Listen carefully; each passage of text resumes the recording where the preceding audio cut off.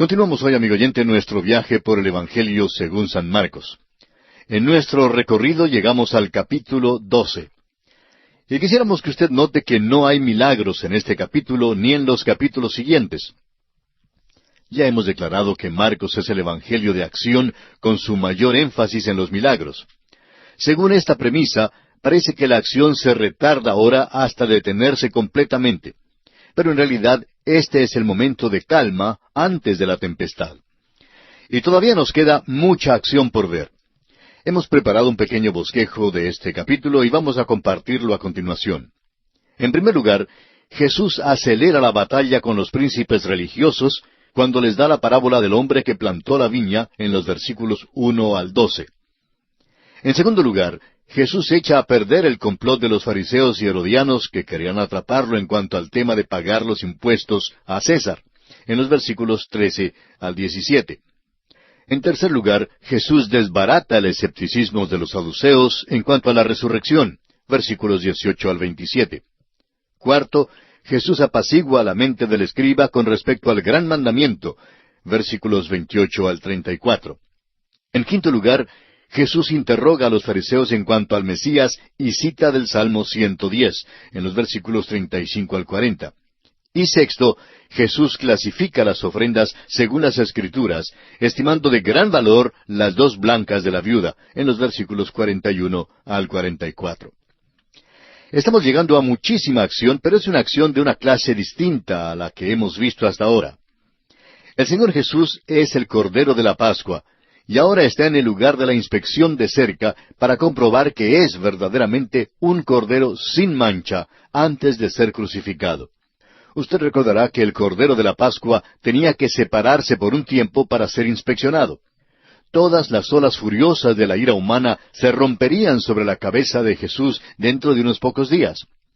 Este no es un período de calma ni de inacción, sino por el contrario, es su encuentro más recio con los príncipes religiosos.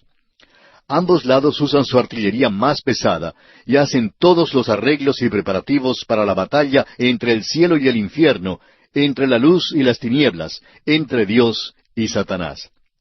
Este no puede ser llamado un período de inacción ni de un cese de hostilidades. El período de 3 años de choques periódicos de Jesús con los príncipes religiosos está ya ahora en un verdadero encuentro de palabras. Jesús toma la iniciativa y gana una victoria en el área verbal, y ellos dejan de tratar de atraparlo de esa manera. Habían esperado obligarle a declarar algo contra lo cual el pueblo cogiera aversión. Todas esas preguntas estaban cargadas con mucho más de lo que se veía a simple vista. Jesucristo precipitó esta acción contándoles la parábola más enfática, franca y directa en todo su ministerio, la parábola del hombre que plantó la viña. El significado es obvio. El capítulo 12 principia pues con esta parábola. Leamos el versículo 1 del capítulo 12 del Evangelio según San Marcos. Entonces comenzó Jesús a decirles por parábolas: un hombre plantó una viña, la cercó de vallado, cavó un lagar, edificó una torre, y la arrendó a unos labradores, y se fue lejos. La viña es la nación de Israel, según Isaías capítulo 5, versículos 1 al 7. Dios sacó aquella viña de Egipto y la plantó. Dio a los israelitas una religión. Son los únicos en la vida que hayan tenido una religión dada por Dios mismo, y que hayan tenido la presencia visible de Dios. Las iglesias de hoy en día nunca han tenido tal cosa. Ahora Jesús sigue hablando a los príncipes religiosos de aquel entonces. Escuche usted lo que les dice en los versículos 2 al 12 de Marcos capítulo 12. Y a su tiempo envió un siervo a los labradores para que recibiese de éstos del fruto de la viña. Mas ellos, tomándole, le golpearon y le enviaron con las manos vacías. Volvió a enviarles otro siervo, pero apedreándole, le hirieron en la cabeza y también le enviaron afrentado. Volvió a enviar otro, y a éste mataron. Y a otros muchos, golpeando a unos y matando a otros. Por último, teniendo aún un hijo suyo, amado, lo envió también a ellos, diciendo: tendrán respeto a mi hijo. Mas aquellos labradores dijeron entre sí: este es el heredero, venid, matémosle, y la heredad será nuestra. Y tomándole, le mataron, y le echaron fuera de la viña. ¿Qué pues hará el señor de la viña? Vendrá y destruirá a los labradores, y dará su viña a otros. Ni aun esta escritura habéis leído: la piedra que desecharon los edificadores ha venido a ser cabeza del ángulo. El Señor ha hecho esto, y es cosa maravillosa a nuestros ojos. Y procuraban prenderle, porque entendían que decía contra ellos aquella parábola, pero temían a la multitud, y dejándole, se fueron. Creemos que es muy obvio lo que Jesús está diciendo en esta parábola. Los siervos que Dios envió eran los profetas. El hombre que plantó la viña es Dios el Padre. La viña es la nación de Israel. Dios había elegido y protegido a esta nación. Los labradores eran los príncipes religiosos. Por fin envió a su Hijo, y ese por supuesto es el Señor Jesús, el Hijo amado del Padre. En una manera especial, Jesús vino a la nación de Israel primero. Él dice en Mateo 15:24, «No soy enviado sino a las ovejas perdidas de la casa de Israel». Pero según Juan 3:16, también vino a todo el mundo. Pero aquí nuestro Señor lanza un ataque premeditado y directo contra los príncipes religiosos que aquí se paraban delante de Él. Ya habían maquinado su muerte, y así también Él reveló sus planes. Y según Juan 2:25 dice, «Pues Él sabía lo que había en el hombre». Anunció a los príncipes religiosos lo que ellos mismos iban a hacer. Profetizó cada paso que ellos dieron y anticipó cada uno de sus movimientos. Les acusa de asesinato antes de que lo maten. Este, amigo oyente, es un incidente extraordinario porque profetiza también el juicio sobre Jerusalén, su templo y sus príncipes religiosos. Podemos ver en la historia cómo se cumplió todo esto en el año 70 después de Cristo, cuando Tito destruyó aquella ciudad y les llevó al cautiverio. Podemos ir para mirar el Coliseo en Roma. Fue el trabajo de los esclavos judíos que lo construyó. Ahora vamos a notar aquí algo maravilloso. Jesús añade las palabras, «La piedra que desecharon los edificadores ha venido a ser cabeza del ángulo». Esta es como dos parábolas en una, de la viña y de la piedra. Cristo era una piedra de tropiezo y una roca de ofensa para los príncipes religiosos.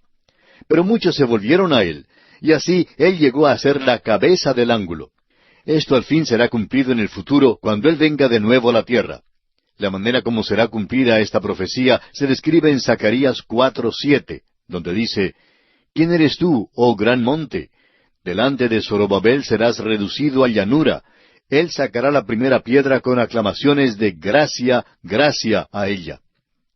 Los príncipes religiosos hubieran prendido a Jesús allí mismo y lo habrían ejecutado si no fuera porque le tenían miedo a la gente. Pero ahora notamos que esta parábola en cuanto a la viña estalló en una guerra de palabras, y así le envían más delegaciones. Leamos los versículos 13 hasta el 15 de este capítulo 12 de Marcos. «Y le enviaron algunos de los fariseos y de los herodianos para que le sorprendiesen en alguna palabra. Viniendo ellos le dijeron, Maestro, sabemos que eres hombre veraz y que no te cuidas de nadie, porque no miras la apariencia de los hombres, sino que con verdad enseñas el camino de Dios. ¿Es lícito dar tributo a César o no? ¿Daremos o no daremos? Mas él, percibiendo la hipocresía de ellos, les dijo, ¿por qué me tentáis? Traedme la moneda para que la vea. Su pregunta es una obra maestra. Le lisonjearon, pero él los llamó hipócritas. Él no aceptó su lisonja. A propósito, Cristo sí aceptó lo que Nicodemo le había dicho. En cambio, estos sí que eran hipócritas. Ahora, ¿por qué les pidió el dinero? Va a usar la moneda de ellos, es verdad, pero creemos que la pide simplemente porque él mismo no tenía dinero. Figúrese usted, el Señor de la Gloria está en este mundo y no tenía ni 10 centavos en el bolsillo, amigo oyente. ¿Puede imaginarse usted eso? ¡Cuán maravilloso era Él! No tenía ni una moneda, ni tampoco tenía un puñado de tarjetas de crédito en su bolsillo. Simplemente, pues, les pide una moneda y ellos se la dan. Leamos los versículos 16 y 17 de Marcos capítulo 12. Ellos se la trajeron y les dijo, ¿de quién es esta imagen y la inscripción? Ellos le dijeron, de César. Respondiendo Jesús les dijo, dad a César lo que es de César, y a Dios lo que es de Dios. Y se maravillaron de él. Le dieron una moneda y él les hizo una pregunta. Es que si él les hubiera contestado simplemente afirmando que debían pagarle tributo a César, entonces eso significaría que Jesús colocaba al César delante de Moisés y delante del Mesías. Y si por otra parte él hubiera dicho que no necesitaban pagar tributo, habría sido declarado culpable de insurrección contra el César. Ellos creían que le habían atrapado, pero él no había caído en su lazo en ninguna manera. Tuvieron que maravillarse de su respuesta. Y a propósito, su contestación revela que un hijo de Dios tiene una obligación doble, y el hecho es que quizás aún más que doble. En cierta ocasión un pastor visitaba a un miembro de su congregación, y éste le contó que su padre estaba en el hospital y que su madre estaba enferma, pero que tenía cierto dinero separado para donarlo a la iglesia.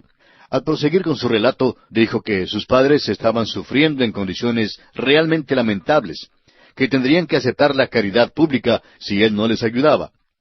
Su pastor le dijo entonces que él tenía una obligación de primer orden para con sus padres. Así lo dice el apóstol Pablo en su primera carta a Timoteo, capítulo 5, versículo 8, donde dice, «Porque si alguno no provee para los suyos, y mayormente para los de su casa, ha negado la fe y es peor que un incrédulo». Hoy en día tenemos unas ideas y nociones que creemos piadosas, pero que en realidad son muy extrañas. Sí, es verdad que tenemos una obligación para con nuestro gobierno. Cuando vemos nuestra hoja de impuestos sobre la renta, quizá pensemos que tenemos una obligación que es demasiado grande. Pero la verdad es que tenemos una obligación muy definida para con nuestro gobierno y tenemos que pagar los impuestos. También tengo una obligación para con mis seres queridos. Tengo una obligación para con la iglesia. Y tengo una obligación para con usted, amigo oyente, en este día, y es la de darle la palabra de Dios. Todos tenemos nuestras obligaciones, y eso es lo que dice nuestro Señor. Claro que tienen una obligación para con el César, y hay que cumplirla, pero eso no le exonera de su obligación con Dios. ¿Qué incidente más maravilloso es este? En realidad, él toma este incidente y lo transforma en una parábola. Leamos la última parte del versículo 15 de Marcos capítulo 12.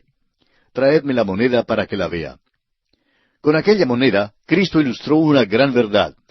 La moneda tiene tanto una obligación terrenal o física como una celestial o espiritual. Los ciudadanos del cielo pagan impuestos aquí en la tierra. Los peregrinos acá deben depositar sus riquezas eternas en el cielo. De modo que usted puede ver cómo él hizo callar a estos herodianos que querían mantener en el trono a la casa de Herodes. Y pasamos así al siguiente aspecto en consideración en este capítulo 12 del Evangelio según San Marcos. Leamos los versículos 18 y 19. Entonces vinieron a él los saduceos, que dicen que no hay resurrección, y le preguntaron diciendo, «Maestro, Moisés nos escribió que si el hermano de alguno muriere y dejare esposa, pero no dejare hijos, que su hermano se case con ella y levante descendencia a su hermano». Usted recordará que los saduceos eran los liberales de aquel entonces. Negaban todo lo sobrenatural. Y a propósito, lo que declararon a Jesús era correcto. Era la ley de pariente redentor que se ilustra en el libro de Ruth. Ellos sabían lo que decían las Escrituras al plantear el siguiente caso al Señor Jesucristo. Leamos los versículos 20 al 22. Hubo 7 hermanos. El primero tomó esposa y murió sin dejar descendencia. Y el segundo se casó con ella y murió, y tampoco dejó descendencia. Y el tercero de la misma manera. Y así los 7, y no dejaron descendencia. Y después de todos, murió también la mujer. Esta es una ilustración ridícula, ¿no le parece? Bueno, podría ser duplicada hoy en Hollywood, o quizá en nuestra sociedad contemporánea, pero no deja de ser ridícula. La pregunta de estos saduceos es entonces, en los versículos 23 y 24, en la resurrección, pues, cuando resuciten, ¿de cuál de ellos será ella mujer, ya que los 7 la tuvieron por mujer? Entonces, respondiendo Jesús les dijo, ¿no erráis por esto, porque ignoráis las Escrituras y el poder de Dios? Diríamos que esta es la dificultad hoy en día con aquellos que critican tanto a las Sagradas Escrituras. Notamos ahora mismo que hay un plan para rebajar el gran aumento de nacimientos, y hay quienes dicen que esto es contrario a la Biblia. Es verdad que Dios le dijo a Adán y a Eva, fructificad y multiplicaos. Dios le dijo esto a Adán y a Eva, pero no lo dijo a los Adanes del día de hoy. Él no estaba hablándole a esta generación presente. Si usted, amigo oyente, fuera el único hombre en la tierra hoy en día, y usted y su esposa la única pareja, me imagino que esto sería lo que Dios también les diría a ustedes dos. Dios lo repitió una vez más a Noé cuando él estaba solo con su familia y no había otros en la tierra. Pero Él no lo repite a nosotros hoy. Esto ni aún es declarado a los creyentes en Cristo para que lo cumplan. Muestra una ignorancia de la Biblia, y sin embargo, hoy hay tantas personas que pretenden hablar en cuanto a la Biblia sin conocerla realmente. El Señor Jesucristo les dijo pues a los saduceos que eran ignorantes de dos cosas. En primer lugar, de las Escrituras. No conocían las Escrituras. Y en segundo lugar, no conocían el poder de Dios. El Señor Jesús les explica en el versículo 25 de Marcos 12, porque cuando resuciten de los muertos, ni se casarán, ni se darán en casamiento, sino serán como los ángeles que están en los cielos. Esto no significa que un hombre y una mujer que estaban juntos aquí no puedan estar juntos en el cielo. No estarán juntos como esposo y esposa. No estarán estableciendo un hogar allí, ni estarán criando niños. Eso es lo que les dice aquí. Ahora los versículos 26 y 27 dan más claridad a este asunto. Leamos. Pero respecto a que los muertos resucitan, ¿no habéis leído en el libro de Moisés cómo le habló Dios en la zarza diciendo, yo soy el Dios de Abraham, el Dios de Isaac y el Dios de Jacob? Dios no es Dios de muertos, sino Dios de vivos. Así que vosotros mucho erráis. No conocen el poder de Dios. Moisés no está muerto. Abraham no está muerto. Isaac no está muerto. Sus cuerpos están enterrados allí en Hebrón, pero no están muertos. Se han ido para estar con Él. Y allí es donde están los creyentes en Cristo hoy en día, los que mueren en el Señor confiando en Él. Él es devastador en sus respuestas a los príncipes religiosos. Ahora vemos que otro hombre viene al Señor, después de haber escuchado él la discusión de Jesús con los saduceos. Leemos ahora los versículos 28 y 29. Acercándose uno de los escribas, que los había oído disputar, y sabía que les había respondido bien, le preguntó, ¿cuál es el primer mandamiento de todos? Jesús le respondió, el primer mandamiento de todos es, Oye Israel, el Señor nuestro Dios, el Señor uno es. Esta es una cita de Deuteronomio capítulo 6 versículos 4 y 5. No es uno de los 10 mandamientos, sino la declaración doctrinal más grande en todo el Antiguo Testamento. Literalmente este pasaje debe leerse, Jehová nuestro Elohim, en plural, es uno. Israel debía testificar a un mundo de politeísmo e idolatría en cuanto a la unidad de la deidad. La Iglesia debe testificar a un mundo de ateísmo y unitarismo en cuanto a la Trinidad. De este capítulo 12 de Marcos, leamos ahora el versículo 30. Y amarás al Señor tu Dios con todo tu corazón, y con toda tu alma, y con toda tu mente, y con todas tus fuerzas. Este es el principal mandamiento. A propósito, ¿guarda usted, amigo oyente, este mandamiento?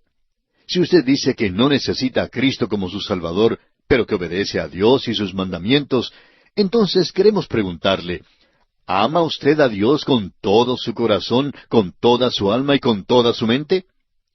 Si no le ama así, entonces está usted violando su principal mandamiento y tiene necesidad de un Salvador. Yo sé que en cuanto a mí, necesito un Salvador. Yo solo no puedo satisfacer las normas de Dios. Ojalá que las pudiera satisfacer. Es verdad que yo amo a Dios, pero no como debo amarle. Ahora veamos el versículo 31 de Marcos 12. Y el segundo es semejante. Amarás a tu prójimo como a ti mismo. No hay otro mandamiento mayor que estos. Ahora, si a usted le es posible con sus propios recursos satisfacer esta norma, quizá pueda pedir entonces la salvación a base de sus propios méritos. Pero mientras usted no pueda satisfacer las normas de Dios y hacerlo en forma total, usted necesita un mediador entre usted y Dios, o sea, un Salvador. Los versículos 32 al 34 de Marcos 12 nos dicen, Entonces el escriba le dijo, Bien, maestro, verdad has dicho que uno es Dios, y no hay otro fuera de él.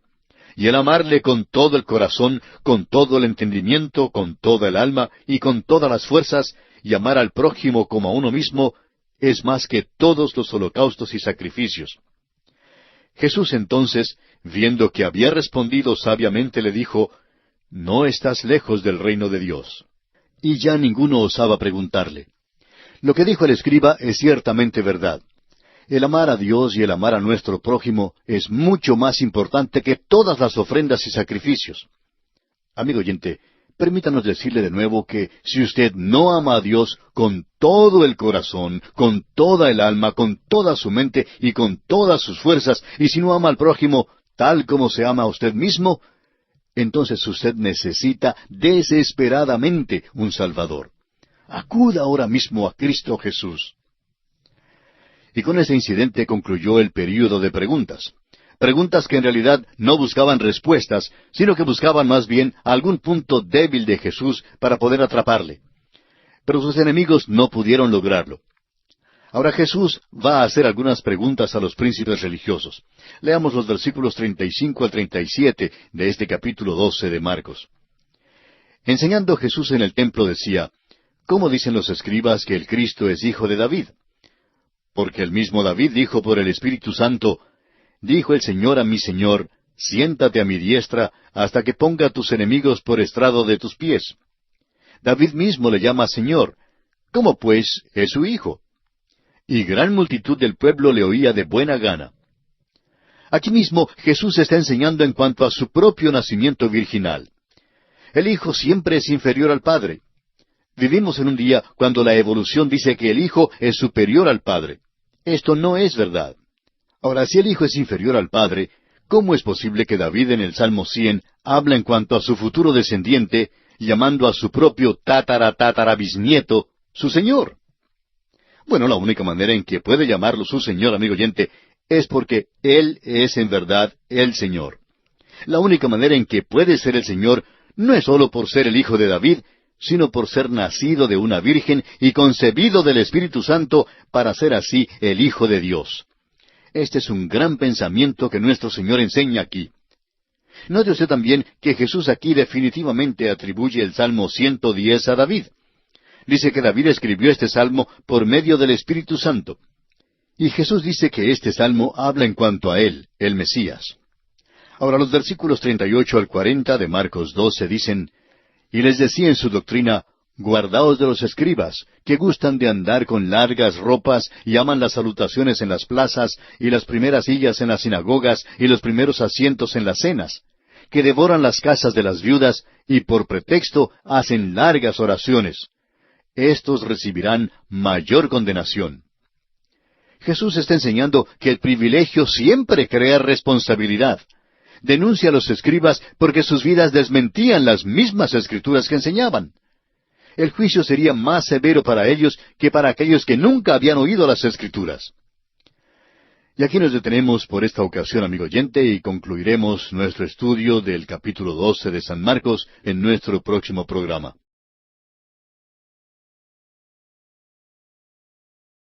Continuamos hoy, amigo oyente, nuestro viaje por el Evangelio según San Marcos. En nuestro programa anterior nos quedó pendiente un aspecto en nuestro estudio del capítulo 12. Se trata de Jesús y las dos blancas de la viuda. En el incidente final de este capítulo 12, vemos a Jesús dando el valor bíblico de las ofrendas al evaluar las dos blancas de la viuda. Esta es una manera maravillosa de terminar este capítulo aquí al final de su ministerio terrenal. Leamos ahora el versículo 41 de este capítulo 12 del Evangelio de Marcos. Estando Jesús sentado delante del arca de la ofrenda, miraba cómo el pueblo echaba dinero en el arca, y muchos ricos echaban mucho. Jesús estaba allí observando lo que la gente ofrendaba. Alguien preguntará que con qué autoridad podía hacer esto. No olvidemos que Él tiene la misma autoridad hoy en día de pararse allí mismo en la hora de tomar la ofrenda en su iglesia, o en cualquier tiempo que le pidan ofrendar para alguna causa dentro de la obra del Señor. Está allí, amigo oyente, para observarle. Jesús no mira lo que damos. Mira cuánto es lo que guardamos para nosotros mismos. Veamos la secuencia con que se desarrolla este asunto en los versículos 42 y 43. Y vino una viuda pobre y echó 2 blancas, o sea, un cuadrante. Entonces, llamando a sus discípulos, les dijo, de cierto os digo que esta viuda pobre echó más que todos los que han echado en el arca. Jesús se había fijado en que los ricos echaban mucho. Eran los que daban en grande. ¿Y cuánto amamos a los grandes dadores? Los ricos daban generosamente. Pero ¿sabe usted que Jesús no se fijó en eso? Miró en cambio a aquella viuda que echó solo 2 blancas, y comparado con la riqueza de aquel templo, amigo oyente, lo que ella dio no valía ni un chasquido de los dedos. Pero ¿sabe usted lo que hizo Cristo? Él tomó aquellas dos blancas y simplemente las cambió en el oro de los cielos. Sus monedas desde ese punto de vista adquirieron el mayor valor que cualquier suma dada por un rico. ¿Y sabe por qué? Porque él vio que ella no guardó nada para ella misma, sino que lo dio todo a él. Su amor y su devoción fueron incluidos en esta ofrenda. Amigo oyente, así es como lo mira Cristo. Leamos ahora el versículo 44 de este capítulo 12. Porque todos han echado de lo que les sobra, pero ésta, de su pobreza, echó todo lo que tenía, todo su sustento. Osamos preguntarnos a veces si es que debemos dar el diezmo a Dios. Amigo oyente, ¿cuánto guarda para usted mismo? No se trata de cuánto es lo que le damos a Él. Dios no exige que demos cierta suma ni cierto porcentaje. La pregunta es, ¿cuánto le amamos? Hay quienes deben dar un 50% o más de lo que ganan. El Señor es quien mira cómo es que damos. No se fija en la cantidad que ofrendamos. La viuda no dio nada de gran valor, amigo oyente. Dudamos que el tesorero le hiciera mucho caso. Pero el Señor toma las dos blancas de la viuda y las cambia en el oro del cielo. Y si usted y yo, amigo oyente, queremos que lo que ofrendamos sea cambiado en el oro del cielo, no debemos fijarnos tanto en cuánto damos, sino cómo damos, con amor, con dedicación y con mucha gratitud. Y así concluye nuestro estudio del capítulo 12 del Evangelio según San Marcos. Y llegamos ahora al capítulo 13. Este capítulo contiene el discurso de Jesús en el Monte de los Olivos y los eventos todavía futuros. En este capítulo 13 encontraremos una vez más que no hay milagros, sino muchísima acción. El Evangelio de Marcos es un evangelio de acción y en él hemos encontrado un gran énfasis sobre los milagros. Pero en este capítulo 13, la acción es algo que ocurrirá en el futuro. Relata los eventos que llamamos escatológicos, o sea, los que finalizan esta edad. Se da también los eventos catastróficos que caracterizarán la gran tribulación. Y se describe la segunda venida de Cristo en forma muy gráfica. Esta es una acción relacionada con el poder divino, un poder mucho más grande que el poder atómico. El discurso del Monte de los Olivos que encontramos en este capítulo es un relato paralelo al relato que da Mateo, pero en una versión más breve que la de Mateo. El hecho es que es una edición resumida. Esta brevedad en sus descripciones caracteriza casi todo el Evangelio de San Marcos, excepto algunos casos notables donde Marcos da el relato más largo en cuanto a ciertos incidentes. Pero en general tiene la costumbre de abreviarlo todo y de presentar una acción veloz. Veamos ahora el bosquejo de este capítulo 13. Primero, la presentación de las preguntas de los discípulos a Jesús en la cumbre del Monte de los Olivos, versículos 1 al 4. Segundo, el panorama de esta edad, versículos 5 al 7. En tercer lugar, la persecución precedente a la gran tribulación, en los versículos 8 al 13. En cuarto lugar, la profecía en cuanto a la gran tribulación, versículos 14 al 23. Quinto, la segunda venida de Cristo, versículos 24 al 27. En sexto lugar, la parábola de la higuera, versículos 28 al 33. Y en séptimo y último lugar, el programa para el pueblo de Dios, versículos 34 al 37. Comencemos pues con el primer punto, la presentación de las preguntas de los discípulos a Jesús. Leamos el primer versículo de este capítulo 13 de Marcos. Saliendo Jesús del templo, le dijo uno de sus discípulos, Maestro, mira qué piedras y qué edificios. Vemos aquí un ejemplo de cómo puede haber un falso concepto de algún pasaje de las Escrituras. Uno, naturalmente, hace la pregunta, ¿qué hay en lo recóndito del pensamiento de todo esto? No tenemos ninguna indicación del motivo para que los discípulos hicieran tal declaración. En realidad, tenemos que volver a Mateo capítulo 23, versículo 28, para enterarnos del motivo. Jesús había pronunciado una desolación venidera sobre el tiempo. Los discípulos estaban confundidos porque había una grandiosidad y gloria difíciles de emular en el templo y en los edificios aledaños. Ellos querían asegurarse de que Jesús se hubiera fijado en ese aspecto. Por tanto, le dicen, Maestro, qué piedras y qué edificios. Notemos la respuesta de Jesús en el versículo 2. Jesús respondiendo le dijo, ¿ves estos grandes edificios? no quedará piedra sobre piedra que no sea derribada. Jesús les hace una pregunta. Ellos le habían pedido que mirara los edificios porque no querían que Él no los notara. Ahora Jesús les hace la pregunta, ¿realmente los ven? Jesús está enseñando aquí una gran lección espiritual. Quizá usted vive, o por lo menos ha estado alguna vez, en una de nuestras grandes ciudades de nuestro continente, y ha podido notar los grandes edificios que se elevan por todas partes. Y al contemplar las enormes edificaciones de nuestro tiempo, bien podríamos hacer la misma pregunta de aquel discípulo de Jesús. ¿No ve todos estos bellos edificios? Son nuevecitos y son bellos. Pero, amigo oyente, cuando contemplamos una edificación, ¿qué es lo que realmente vemos? Vemos su belleza, su resistencia, su estabilidad y su durabilidad. Nos parece que estarán allí por un tiempo larguísimo, a menos que venga un terremoto de aquellos fuertes. En realidad, estos edificios son pasajeros. Una verdadera perspectiva nos permitiría ver que ni una piedra quedará sobre otra. Es verdad que estos edificios son hechos de acero y hormigón, pero aún así es seguro que algún día se van a venir abajo. El apóstol Pablo declaró esta gran verdad espiritual en su segunda carta a los Corintios, capítulo 4, versículo 18, de esta manera: no mirando nosotros las cosas que se ven, sino las que no se ven, pues las cosas que se ven son temporales, pero las que no se ven son eternas. Amigo oyente, esa es una gran verdad. ¿Sabía usted que Nabucodonosor caminaba por la gran Babilonia en su tiempo, y viendo toda su gloria dijo, ¿no es esta la gran Babilonia que yo he edificado?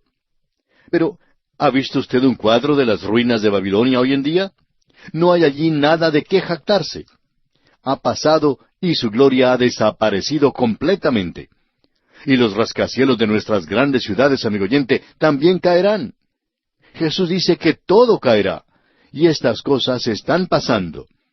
Amigo oyente, ¿tiene usted la visión espiritual como para ver las cosas que son eternas? Continuemos con los versículos 3 y 4 de Marcos capítulo 13. Y se sentó en el monte de los olivos frente al templo. Y Pedro, Jacobo, Juan y Andrés le preguntaron aparte, «Dinos, ¿cuándo serán estas cosas? ¿Y qué señal habrá cuando todas estas cosas hayan de cumplirse?» Marcos siempre incluye algún detalle que no nos dan los escritores de los otros evangelios. Nosotros no sabíamos que estos 4 hombres eran los que realmente fueron delegados como un comité para hacerle las preguntas a Jesucristo, pero aquí están. Recuerde usted que este es el evangelio de Pedro. Pedro le dijo a Marcos lo que estos 4 hombres que estaban en el grupo le preguntaron a Jesús. Marcos menciona 2 de las preguntas. Mateo menciona 3 preguntas que le hicieron a Jesús, mientras que Lucas da parte de la respuesta.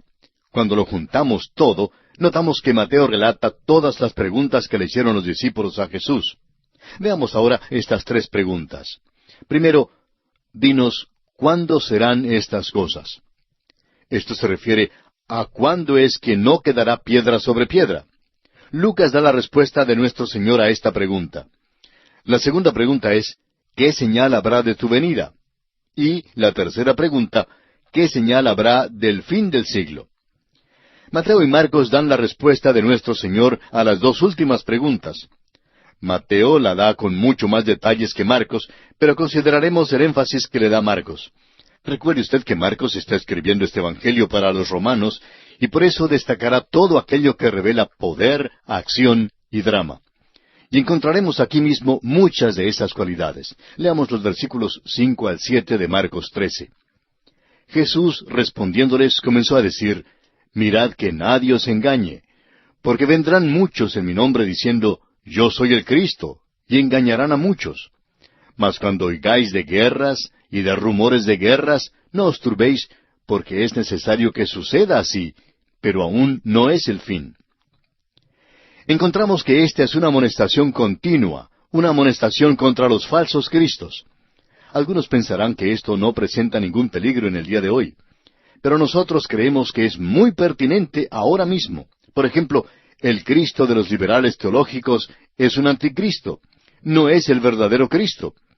Algunos pueden pensar que ellos predican el Cristo de la Biblia, pero no es así. Según las declaraciones de ellos, el Cristo que predican no nació de una virgen, nunca hizo milagros, no derramó su sangre por los pecados del mundo, no fue levantado corporalmente del sepulcro, no subió al cielo, ni viene de nuevo corporalmente. Amigo oyente, no hay un Cristo así en la Biblia. El Jesús de la Biblia nació de una virgen e hizo milagros. Derramó su sangre por los pecados del mundo. Eso es lo que la Biblia dice, y la Biblia contiene los únicos documentos de índole histórica con respecto a Jesús. La Biblia sostiene todos estos hechos cardinales de la fe. Los liberales hablan de otro Cristo, de otro Jesús, y cualquiera otro, amigo oyente, es un anticristo. Escuche usted las palabras del evangelista Juan en su primera carta, capítulo 2, versículo 18. Dice él, «Hijitos, ya es el último tiempo, y según vosotros oísteis que el anticristo viene, así ahora han surgido muchos anticristos. Por esto conocemos que es el último tiempo». Hay muchos anticristos, amigo oyente. Le hemos hecho notar el Cristo de los liberales, pero hay muchísimos Cristos falsos hoy en día, y cada uno de ellos alega ser el Cristo. Según nos dicen, un fundador de una religión en el sur del estado de California, en los Estados Unidos, alega hoy que a él le es posible hacer lo que Cristo pudo hacer. Uno de los Beatles, por ejemplo, alegó que ellos eran más populares que Cristo, y que les era posible hacer mucho más que lo que Cristo pudiera hacer para nuestros tiempos. Hay muchos anticristos en el mundo, y nuestro Señor hizo bien en amonestarnos en cuanto a ellos. Y luego, las guerras, como los falsos cristos, caracterizan toda la edad. Ningún creyente debe perturbarse por causa de las guerras. No son señal del fin de la edad. Ni anticristos ni guerras indican que estamos al fin de la edad. Cuando decimos anticristos, no nos referimos al anticristo final. Todos estos falsos cristos señalan a ese anticristo, al anticristo final. Y pasamos ahora a considerar la persecución precedente a la gran tribulación. Leamos el versículo 8 de este capítulo 13 de Marcos. «Porque se levantará nación contra nación y reino contra reino, y habrá terremotos en muchos lugares, y habrá hambres y alborotos. Principios de dolores son estos». Hoy en día el hombre cree que es tan civilizado y que tiene tantas cosas y que está haciendo del mundo un lugar maravilloso. Pero de repente descubre que está contaminando el mundo y que lo va a hacer inhabitable. Y que antes que pase mucho tiempo, a menos que se rebaje el gran aumento de nacimientos, la humanidad morirá de hambre. La Biblia dice, amigo oyente, que vendrán las aflicciones y las hambres. Es interesante que este libro que los hombres han despreciado es tan exacto en cuanto a todo. Hace unos pocos años que los hombres creían que la ciencia resolvería todos los problemas del mundo. Ahora sabemos que la misma ciencia ha creado tales problemas que ni la ciencia ni el mundo pueden resolver. Aún Bernard Shaw tuvo que decir, «La ciencia en la cual yo confiaba absolutamente ha fallado». Y ustedes están viendo a un ateo que ha perdido su fe. ¡Qué tragedia! Permítanos decirle, amigo oyente, que estas son las cosas que caracterizarán el fin de la edad. Leamos ahora los versículos 9 y 10 de este capítulo 13. «Pero mirad por vosotros mismos, porque os entregarán a los concilios, y en las sinagogas os azotarán, y delante de gobernadores y de reyes os llevarán por causa de mí, para testimonio a ellos. Y es necesario que el Evangelio sea predicado antes a todas las naciones». Ahora no creemos que esté hablando aquí en cuanto a la iglesia. Y el Evangelio del cual él habla aquí es el Evangelio del reino. Este también es el Evangelio de la gracia. No es que haya dos evangelios. El Evangelio del reino realmente es una faceta del Evangelio de la gracia. Toda salvación es por la gracia de Dios. Y Dios nunca ha tenido sino un solo medio para salvar a los pecadores, y es mediante la sangre de Jesucristo. Pero el Evangelio del reino acentuará el mensaje de arrepentíos porque el reino de los cielos se ha acercado. En otras palabras, Él viene. Y cuando ellos lo digan en aquel día, será en el período de la gran tribulación. Y así será cumplido todo esto al pie de la letra. Veamos ahora el versículo 11 de Marcos capítulo 13. «Pero cuando os trajeren para entregaros, no os preocupéis por lo que habéis de decir, ni lo penséis, sino lo que os fuere dado en aquella hora, eso hablad, porque no sois vosotros los que habláis, sino el Espíritu Santo». Esto no es un versículo que pueda usar un predicador perezoso como una excusa para no preparar un sermón. Un predicador estaba en una ocasión en una estación del ferrocarril esperando el tren que le llevaría a un pueblito donde iba a predicar. Otro predicador que estaba parado allí le estaba observando y le vio caminando de un lado a otro repasando sus notas para su sermón. —¿Es usted predicador? —le preguntó el segundo. —Sí, lo soy —contestó el primero. —¿Y qué hace usted?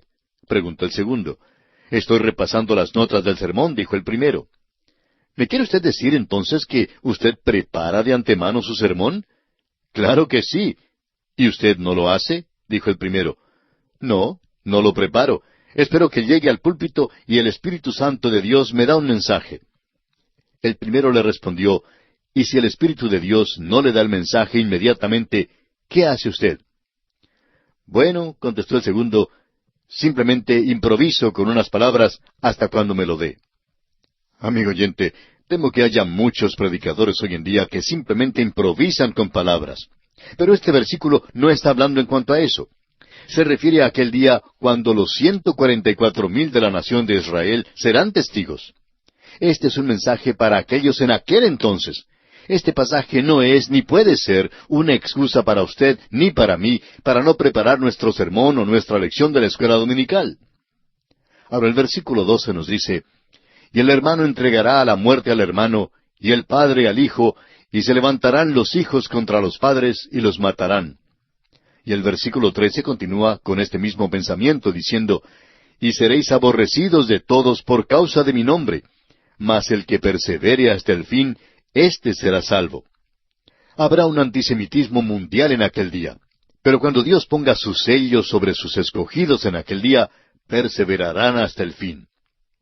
Y ahora, continuando con el versículo 14, llegamos a una parte muy dramática en este capítulo 13 del Evangelio de Marcos, y es la profecía de la gran tribulación. Leamos el versículo 14. Pero cuando veáis la abominación desoladora de que habló el profeta Daniel, puesta donde no debe estar, el que lee, entienda, entonces los que estén en Judea, huyan a los montes. Hemos estudiado esto en el Evangelio según San Mateo. Este es el principio de la gran tribulación. Los primeros 3 años y medio serán comparativamente tranquilos. Será la falsa paz del anticristo. Luego, a la mitad de la gran tribulación, aparecerá esta abominación desoladora, la que también describe el profeta Daniel. Aquella abominación será colocada donde no debe estar, es decir, en el mismo lugar santo del templo. Ahora bien, si Marcos les hubiera dicho a los romanos que la abominación desoladora sería colocada en el lugar santo, ellos hubieran dicho: ¿y dónde estará ese lugar santo? Dice simplemente que estará puesta donde no debe estar. Eso también nos es más comprensible a nosotros hoy en día, es decir, a muchos de nosotros, porque necesitamos comprender que el lugar santo fue dado solamente a la nación de Israel. Fue un lugar específico en la tierra. Las iglesias no tienen un lugar santo. Leamos ahora los versículos 15 al 22 de Marcos capítulo 13. El que esté en la azotea no descienda a la casa, ni entre para tomar algo de su casa, y el que esté en el campo no vuelva atrás a tomar su capa. Mas ay de las que estén encintas y de las que críen en aquellos días. Orad pues que vuestra huida no sea en invierno, porque aquellos días serán de tribulación, cual nunca ha habido desde el principio de la creación que Dios creó, hasta este tiempo ni la habrá. Y si el Señor no hubiese acortado aquellos días, nadie sería salvo. Mas por causa de los escogidos que Él escogió, acortó aquellos días. Entonces, si algunos dijere: mirad, aquí está el Cristo, o mirad, allí está, no le creáis. Porque se levantarán falsos cristos y falsos profetas, y harán señales y prodigios para engañar, si fuere posible, aun a los escogidos. Este, amigo oyente, es el principio de la gran tribulación. Estos serán días terribles. Luego el Señor sigue dando la señal de su venida. Leamos los versículos 24 al 26. Pero en aquellos días, después de aquella tribulación, el sol se oscurecerá, y la luna no dará su resplandor, y las estrellas caerán del cielo, y las potencias que están en los cielos serán conmovidas.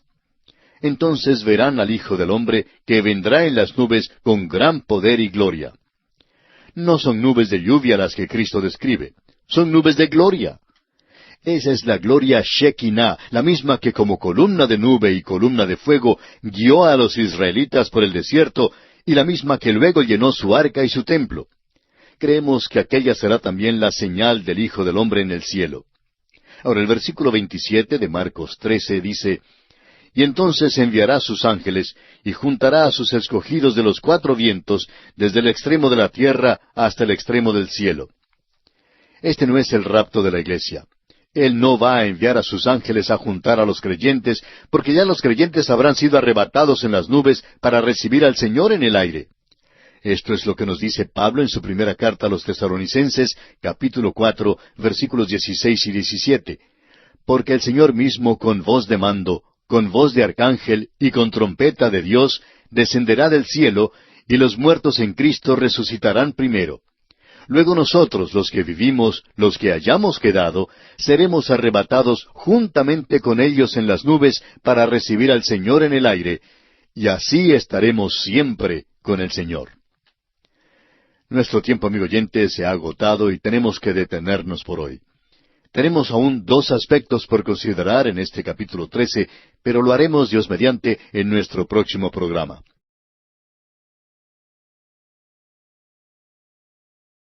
Continuamos hoy, amigo oyente, nuestro viaje por el Evangelio según San Marcos. En nuestro programa anterior dejamos pendiente dos aspectos en nuestro estudio del capítulo 13 de este Evangelio, y vamos a considerarlos en esta oportunidad. El primero de ellos es la parábola de la higuera. Leamos los versículos 28 al 33 del capítulo 13. «De la higuera aprended la parábola. Cuando ya su rama está tierna y brotan las hojas, sabéis que el verano está cerca. Así también vosotros, cuando veáis que suceden estas cosas, conoced que está cerca, a las puertas. De cierto os digo que no pasará esta generación hasta que todo esto acontezca. El cielo y la tierra pasarán, pero mis palabras no pasarán. Pero de aquel día y de la hora nadie sabe, ni aun los ángeles que están en el cielo, ni el Hijo, sino el Padre. Mirad, velad y orad, porque no sabéis cuándo será el tiempo». Hemos dicho antes que la higuera habla de la nación de Israel.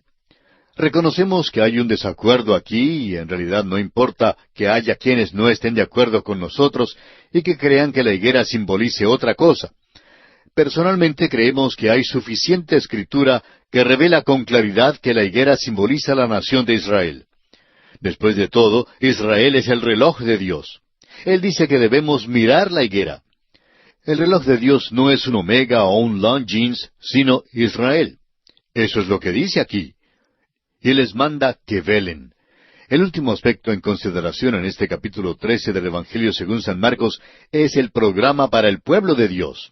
Leamos los últimos versículos de este capítulo 13, versículos 34 al 37, que dicen así: «Es como el hombre que yéndose lejos dejó su casa y dio autoridad a sus siervos y a cada uno su obra, y al portero mandó que velase. Velad pues, porque no sabéis cuándo vendrá el Señor de la casa, si al anochecer, o a la medianoche, o al canto del gallo, o a la mañana, para que cuando venga de repente no os halle durmiendo. Y lo que a vosotros digo, a todos lo digo, velad». Esa es la instrucción para usted y para mí hoy en día. Uno puede velar con ansiedad o puede velar con temor. Pero el Hijo de Dios debe velar, anhelando aquella esperanza bienaventurada y la manifestación gloriosa. Esa es la alegría y la expectación del creyente. En aquel día, en la tierra habrá gran temor, pero el velar del creyente será con gran gozo y muy alejado de cualquier ansiedad. Y así concluye el capítulo 13 del Evangelio según San Marcos. Llegamos ahora al capítulo 14, el capítulo más largo del Evangelio de San Marcos. Este capítulo tiene 72 versículos. Es cierto que ahora nos hallamos en un capítulo de acción. Sin embargo, la acción en este capítulo ya no centra su atención en Jesús. Él no es el personaje que sobresale por su acción en este capítulo. Vemos aquí que tanto los enemigos como los amigos de Jesús están influyendo en el rumbo que lleva su vida. Ha llegado el momento de ser entregado. Su ministerio terrenal termina con el cumplimiento de la profecía que dice en Isaías capítulo 53, versículo 7, «Como cordero fue llevado al matadero». Se entrega en las manos de los hombres. María le unge, Judas le traiciona, Pedro le niega, y el Sanedrín lo arresta. Se entrega a la voluntad de su Padre. Al pasar bajo la sombra de la cruz, el corazón reverente siente como si fuera necesario quitarse el calzado de nuestros pies espirituales. Hay profundidades que no han sido sondeadas y alturas que no han sido escaladas. La acción de este momento tiene que ver con la angustia y la agonía de su alma. Su hora ha venido. ¿Recuerda usted que en las bodas de Caná él había dicho a su madre, ¿aún no ha venido mi hora? Pero ahora, amigo oyente, sí ha llegado. En este capítulo y en el capítulo siguiente hay un acuerdo extraño entre el cielo y el infierno. La luz y las tinieblas van juntas en la misma dirección. La justicia y el pecado van a la cruz, y Dios y Satanás han decidido que Jesús será crucificado. Estas son decisiones individuales que convergen en la cruz. Y a propósito, esto todavía es cierto hoy en día. Veamos pues el bosquejo de este capítulo 14. Primero, los principales sacerdotes conspiran para matar a Jesús. Versículos 1 y 2. En segundo lugar, María de Betania unge la cabeza de Cristo. Versículos 3 al 9. En tercer lugar, Judas piensa traicionar a Jesús. Versículos 10 y 11. Cuarto, Jesús prepara la última Pascua y la primera cena del Señor. Versículos 12 al 25. En quinto lugar, tenemos que Pedro promete su lealtad, en los versículos 26 al 31. Sexto, Jesús ora en el huerto de Getsemaní, versículos 32 al 42. Séptimo, Jesús es arrestado, versículos 43 al 52. Octavo, Jesús es puesto a prueba ante el Sanedrín, en los versículos 53 al 65. En noveno y último lugar, Pedro declara que no conoce a Jesús, versículos 66 al 72. Consideremos pues en primer lugar el complot para matar a Jesús. Leamos los primeros dos versículos de este capítulo 14 de Marcos. 2 días después era la Pascua y la fiesta de los panes sin levadura, y buscaban los principales sacerdotes y los escribas cómo prenderle por engaño y matarle. Y decían, no durante la fiesta, para que no se haga alboroto del pueblo. La Pascua era guardada en el 14 del primer mes, que es el mes de Nisán en el calendario hebreo, y que corresponde a nuestro mes de abril. En Levítico 23:5 leemos, en el mes primero, a los 14 del mes, entre las 2 tardes, Pascua es de Jehová. Luego, la fiesta de los panes sin levadura se guardaba el 15 del mismo mes, y continuaba por 7 días más. En el mismo capítulo 23 de Levítico, versículo 6, leemos, y a los 15 días de este mes es la fiesta solemne de los panes sin levadura a Jehová. 7 días comeréis panes sin levadura. Creemos que la intención de estos príncipes era de prender a Jesús al fin del tiempo de la Pascua, después que las multitudes hubieran salido de Jerusalén para luego matarle.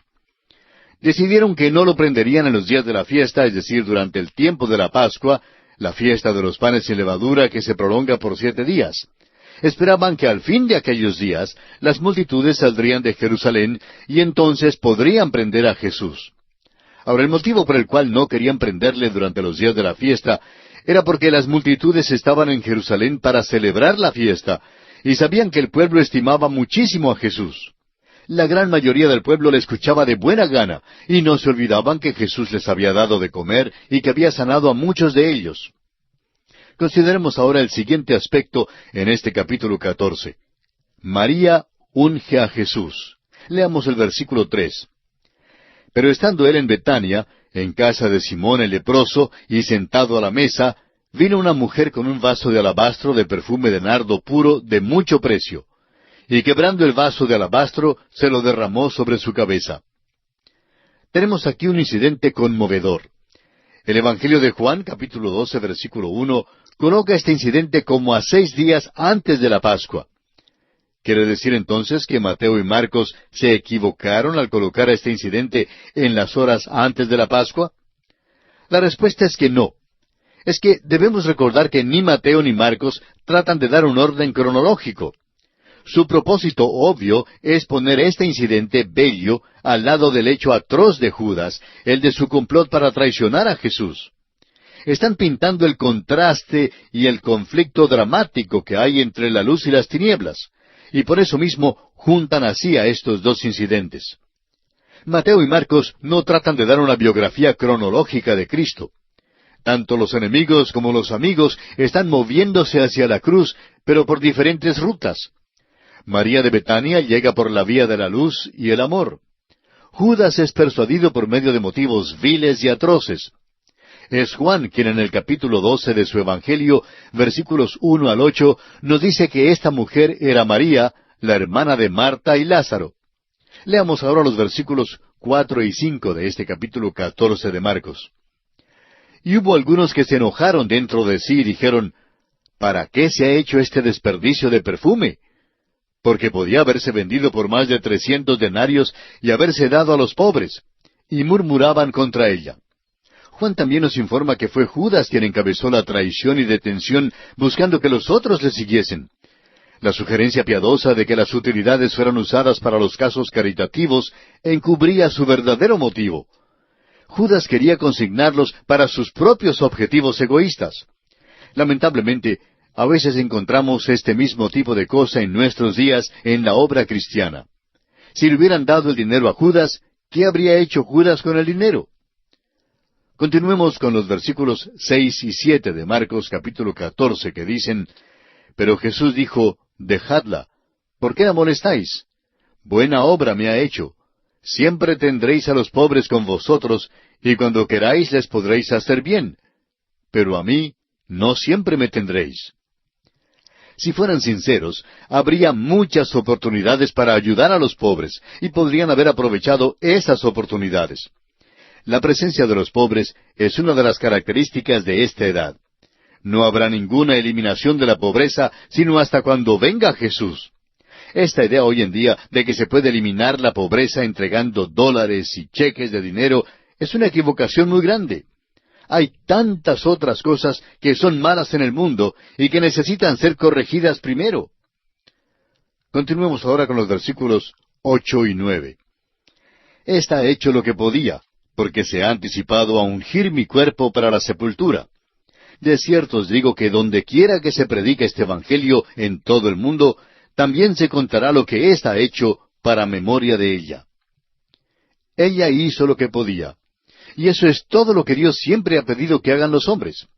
Pero lo importante que debemos notar aquí es que María tuvo un discernimiento espiritual en aquel tiempo en particular y que tristemente les faltaba a los apóstoles.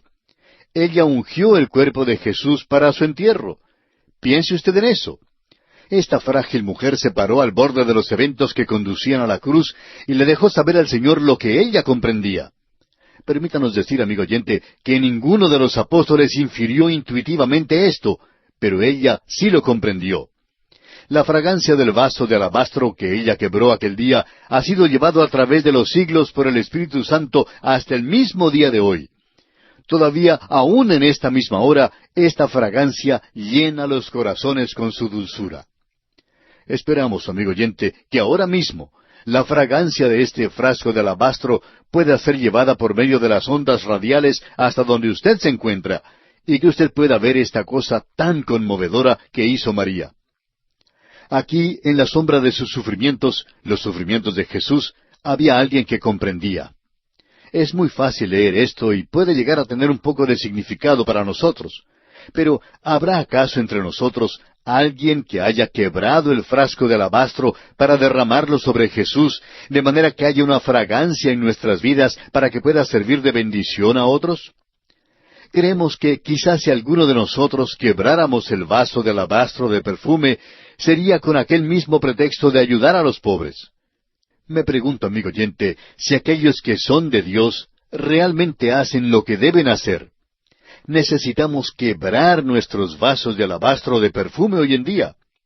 Ahora, note usted que aquí al lado de esta cosa tan amable, tan conmovedora que hizo María, la luz de ella y el amor de ella, tenemos el plan de Judas de traicionar a nuestro Señor. Leamos los versículos 10 y 11 de este capítulo 14 de Marcos. Entonces Judas Iscariote, uno de los 12, fue a los principales sacerdotes para entregárselo. Ellos, al oírlo, se alegraron y prometieron darle dinero.